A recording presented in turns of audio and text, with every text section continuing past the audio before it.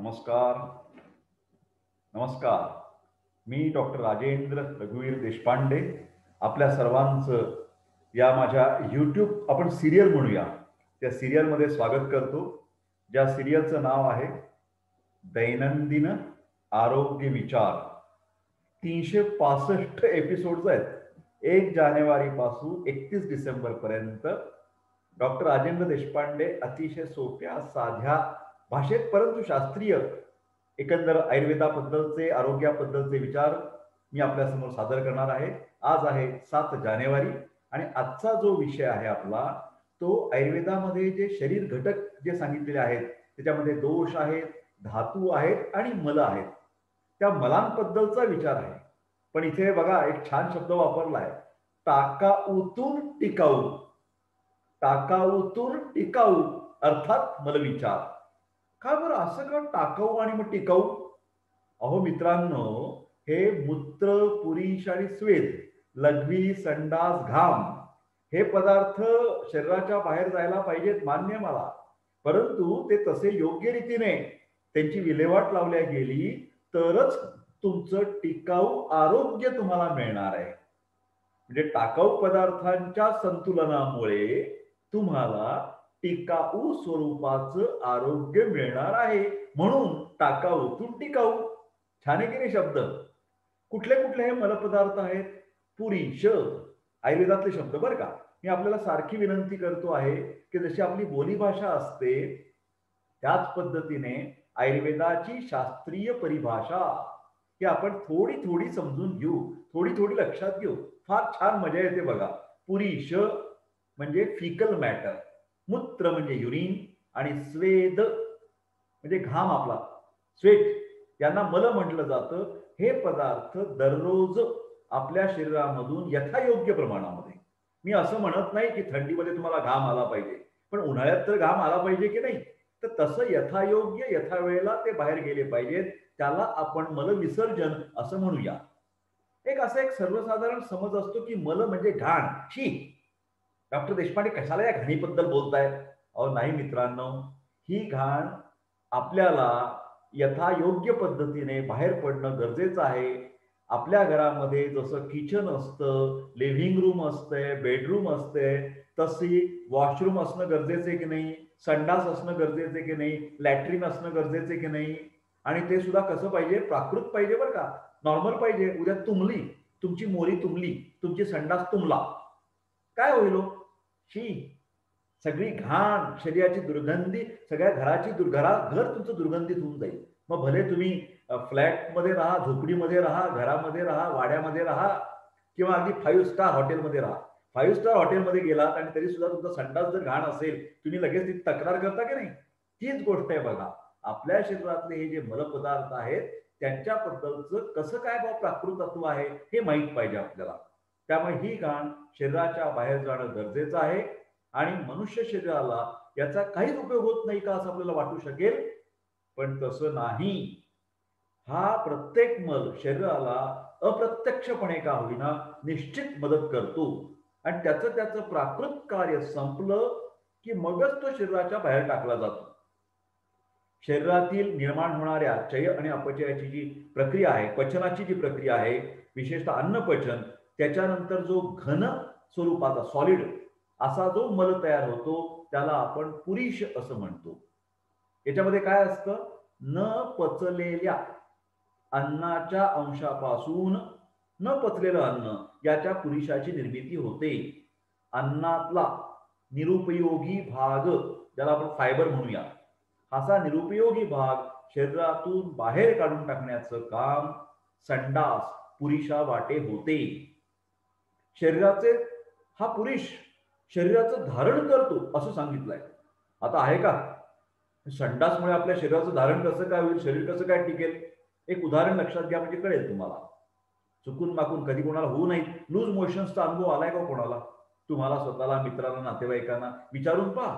Severe जेव्हा loose motions होतात, bacterial diarrhoea होतो, लोटा परेड, धावतोय धावतोय, थोडं खातोय, धावतोय संडासला, थोडं धावतोय आणि गेल्या की चिळकांडी उडतीये, पाण्यासारखे जुलाब होत आहेत.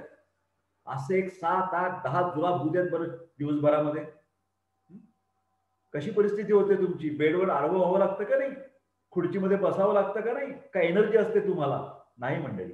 या पुरुषाचं घनत्व जे आहे ते फार महत्वाचं आहे. कारण त्याच्यामुळे तो व्यवस्थित योग्य वेळेला, योग्य प्रमाणात असा जर बाहेर जात असेल, पुरुष चांगला असेल, तरच ते इनडायरेक्ट अप्रत्यक्ष निष्कर्ष काय काढणार, की माझ्या शरीरातली पचन प्रक्रिया अतिशय व्यवस्थित चालू आहे. माझ्या शरीरातली पचनशक्ती अग्नी चांगला आहे आणि तो चांगला आहे म्हणजे सगळं शरीर चांगलं आहे. म्हणून तो पुरुष हा अप्रत्यक्षपणे शरीराला आधार देतो. आणि जुलाब झाले की आपण किती अशक्त होतो हे तुमच्या प्रत्येकाला माहित आहे. त्यामुळे योग्य वेळेला, योग्य प्रमाणात, योग्य प्रकारचं मलविसर्जन हा मला शब्द सांगायचा आहे. आणि आपल्या प्रत्येकाला अनुभव आहे, सकाळी जर आपल्याला सगळ्यांना उत्तम रीतीची मनप्रवृत्ती झाली, गुड मॉर्निंग झालं, तर खरा दिवस चांगला जातो.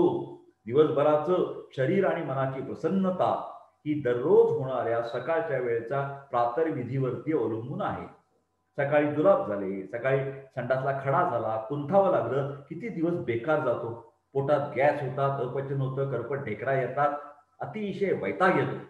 त्यामुळे पुरुष हे घटक महत्वाचा आहे. दुसरा घटक आहे युरिन, मूत्र. क्लेद आपल्या शरीरामध्ये जेव्हा पचनाची प्रक्रिया होते, नुसती पोटात नव्हे तर धातू स्तरावरती, रस, रक्त, मांस, मेद, टिश्यू मेटाबॉलिझम, तेव्हा चयापचयाची प्रक्रिया घडताना काही चांगले घटक तयार होतात आणि काही मलस्वरूपाचा भाग तयार होतो. धातू पचनाच्या वेळेला during the process of tissue metabolism some waste part is created.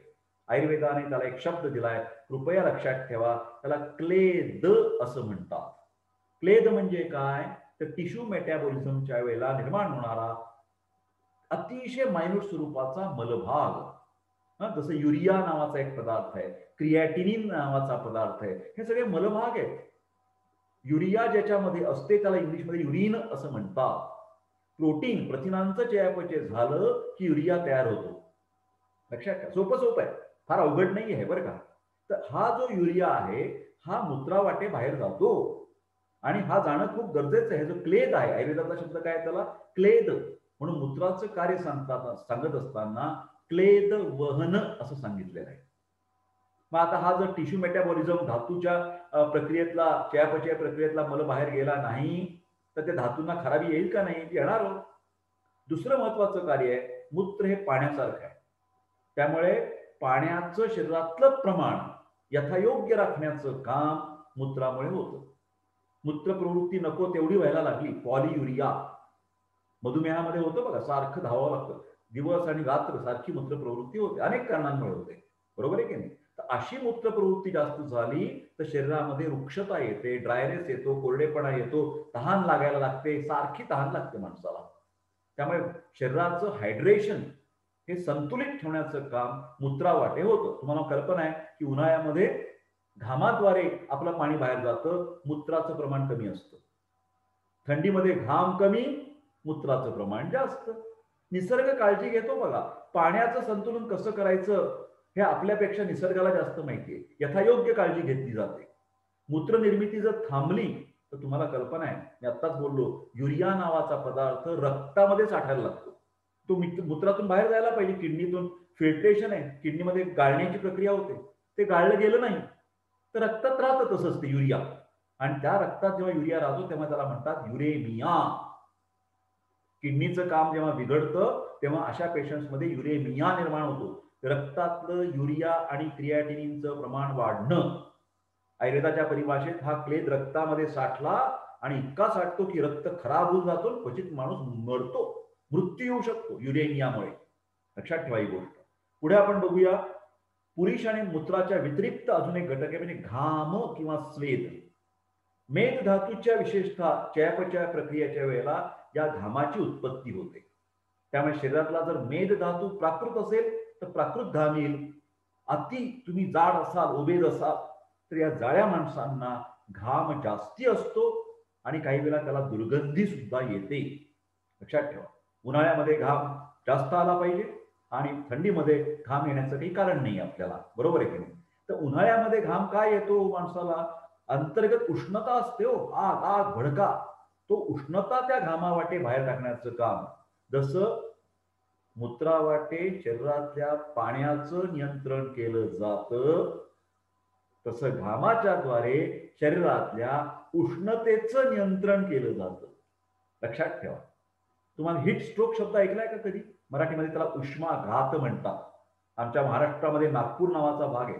देशामध्ये राजस्थानचा वाळवंटी प्रदेश आहे. काही वेळेला या ठिकाणी इतकी उष्णता असते 45 डिग्री 50 डिग्री आणि माणूस बेशुद्ध पडतो. काही वेळेला मरतात सुद्धा माणसं. का असं होतो? त्याला हीट स्ट्रोक किंवा उष्माघात म्हणतात. तुम्ही याची जर लक्षणं पाहिली किंवा कधी पेशंट बघितला असेल ना, त्याला लाल बुंद चेहरा बिरा असतो, बेशुद्ध पडतो बरं का. नाडीचे ठोके वाढलेले असतात, पण घामाचा टिपूस नसतो. चेहरा लालबुंद आणि घाम अजिबात नाही. म्हणजे काय झालं बघा, जेव्हा उन्हाळ्यात घाम यायला पाहिजे त्या इतक्या उष्णतेमुळे त्याच्या मेंदूतून जे सेंटर असतं की उष्णता नियंत्रण करण्याचं, स्विच ऑफ, शॉर्ट सर्किट होतं. शॉर्ट सर्किट, त्याला उष्माघात म्हणतात. किती सोपं सोपं आहे की नाही? हे नीट समजून घ्या. उन्हाळ्यामध्ये आपल्याला घाम येणं हे नैसर्गिक आहे आणि त्या घामाचं भरपाई व्हावी म्हणून आपण लिंबू सरबत पितो, उसाचा रस पितो, नाही का, शहाळ्याचं पाणी पितो. तर घामाच्या द्वारे सुद्धा शरीरातला जो मलभाग आहे, क्लेद स्वरूप म्हणतो, तो बाहेर टाकला जातो. आणि मुख्य म्हणजे त्वचा, स्किन, याचं आर्द्रता, हायड्रेशन, त्वचेची आर्द्रता कोण मेंटेन करतं? घाम मेंटेन करतं. फक्त एक लक्षात ठेवा या ठिकाणी, हे सगळे जे घामाबद्दल, मूत्राबद्दल, पुरुषाबद्दल, संडासबद्दल बोलतोय, हे सगळेच्या सगळे मग 3 शब्द लक्षात ठेवा. इथे दिलंय बघा स्क्रिप्टमध्ये. योग्य प्रमाणात, योग्य वेळेला आणि योग्य प्रमाणात उत्सर्जित होणं आवश्यक आहे. 3 गोष्टी लक्षात ठेवायच्या. काय आपल्याला लक्षात ठेवायचंय? हे मल कसे असले पाहिजेत? योग्य प्रमाणात, योग्य वेळेला आणि योग्य स्वरूपात हे शरीराच्या बाहेर जायला पाहिजे. उदाहरणार्थ, दिवसभरामध्ये एखादी संडासला तुम्हाला जाताय आणि बांधून संडासला होतीये, बरोबर आहे की नाही, विनासायास, न कुंठता, तर छान आहे, उत्तम आहे. 1-2दा जाताय तुम्ही. पण काय नाही बाबा, 2-3 दिवस झाले संडासलाच झाली नाही, खडा झाला नुसता, कुंथावं लागतंय. ते व्याधीचं लक्षण आहे. व्याधीची सुरुवात आहे ती. त्याच्या उलट भसा भसा भसा पाण्यासारखे दिवसभरात 10-12 जुलाब झाले, वाईट आहे ते. बरोबर आहे की नाही? दिवसभरामध्ये 1 ते 1.5 लिटर पाणी पिल्यानंतर किंवा तहान लागल्यानंतर पाणी पिल्यानंतर एक 4-5 वेळा लघवीला जाणं नॉर्मल आहे. पण दर अर्ध्या तासाला जावं लागतंय, दर 15 मिनिटाला जावं लागतंय, रात्री लघवीला उठावं लागतंय, अतिच प्रमाण डेंजरस आहे. तुम्ही हॉस्पिटलला ऍडमिट झाल्यानंतर दररोज डॉक्टर विचारतात पेशंटला, काल लघवीला झाली का? नसेल झाली तर त्यांना कळतं, अरे बाप, हे काहीतरी गडबड आहे. त्यामुळे हे सगळे गोष्टी या योग्य प्रमाणात, योग्य वेळेला, योग्य स्वरूपात विसर्जित झाले पाहिजे. जुलाब सुद्धा वाईट आणि संडासला खडा होणं, मलावष्टंब, हे सुद्धा डेंजरस आहे. म्हणजे थोडक्यात आजच्या दिवशी आपल्याला एवढं ज्ञान नक्की झालेलं आहे की शरीरातले जे मलपदार्थ आहेत, मूत्र, पुरुष आणि स्वेद, यांचं सुद्धा, यांच्याकडे सुद्धा आपलं लक्ष पाहिजे बारकाईने. त्याच्यावरच आपण निरोगी राहणार का आपण आजारी पडणार आहे अवलंबून आहे. त्याकडे दुर्लक्ष अजिबात करू नका. आपल्या मलांच्या बाबतीत आपण जागरूक राहा, असा आजच्या दिवसाला मी आपल्याला संदेश देतो. पुन्हा एकदा आपल्या सगळ्यांना धन्यवाद देतो. हे मराठी भाषेतून चालू झालेली जी सिरियल आहे, मालिका आहे, काय, दैनंदिन आरोग्य विचार, दैनंदिन आरोग्य विचार, हे आपण कृपा करून माझं चॅनल सबस्क्राईब करा आणि आपल्या मित्रांना, देशभरातल्या, जगभरातल्या मित्रांना हे कृपा करून व्हिडिओ शेअर करा. त्यांना देखील या सिरियल करता माझं चॅनल सबस्क्राईब करायला सांगा, ही मनापासून विनंती. धन्यवाद. सर्वेपि सुखिनः सन्तु, सर्वे सन्तु निरामयाः. सर्वेपि सुखिनः सन्तु, सर्वे